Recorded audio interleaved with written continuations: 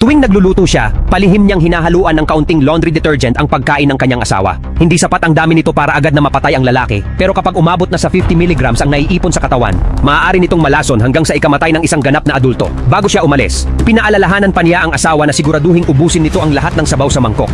Pagkatapos, dinala niya sa paaralan ang dalawang bata.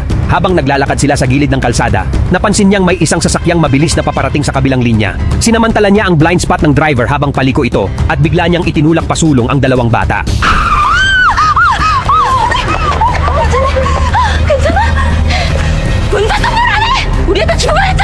Biglang prumeno ang driver sa tamang oras. Nang makitang hindi nasaktan ang mga bata, agad nagkunwari ang babae na nag-aalala at tinulungan silang makatayo.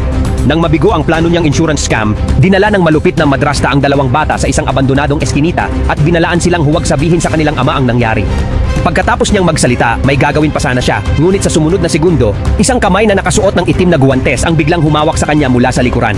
Bago pa makapag-react ang babae, sa pilitan siyang isinakay sa isang van at nawala sa eskinita. Kinagabihan ding iyon, nakatanggap ang lahat sa South Korea ng isang misteryosong text message sa kanilang cellphone.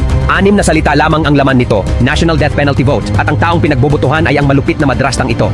Ibinunyag ng hukom na may suot na maskarang aso ang lahat ng krimen niya sa publiko. Para makakuha ng napakalaking insurance payout, 3 beses siyang nagpakasal at siya rin mismo ang naging sanhi ng pagkamatay ng 3 niyang asawa.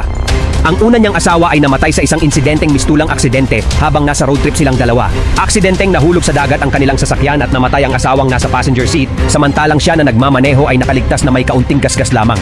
Mas nakakagulat pa, habang iniimbestigahan siya ng pulisya, may oras pa siyang mag-makeup. Wala man lang bakas ng kalungkutan sa kanyang muka. Dahil sa aksidenteng iyon, nakatanggap siya ng insurance compensation na nagkakahalaga ng bilyon-bilyong won. Ang ikalawa at ikatlo niyang asawa ay namatay rin bigla sa mga aksidenteng halos pareho ang paraan. Sa kabuuan, umabot sa mahigit 10 bilyong won ang nakuha niyang insurance payout. Kung aksidente man ang unang beses, siguradong hindi na aksidente ang 3 sunod-sunod na pagkakataon. Kinasuhan ng pulisya ang babae ng murder at insurance fraud, ngunit nagpasya ang hukom na ang lahat ng iyon ay hindi maiiwasang aksidente lamang. Kulang umano ang ebidensya upang mapatunayan na sinadya niya ang mga krimen, kaya sa huli ay napawalang sala siya at pinalaya.